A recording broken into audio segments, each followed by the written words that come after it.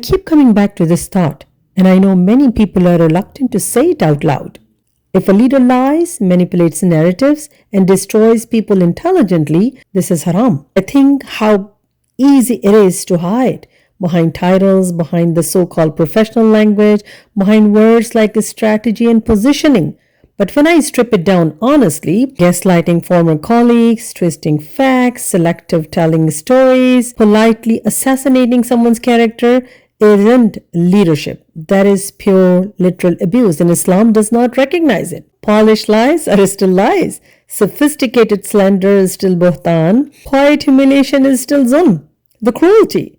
Allah doesn't grade sins by how calm, collective, educated, or articulated we sound while committing them. Think about Prophet Muhammad ﷺ, the greatest leader ever.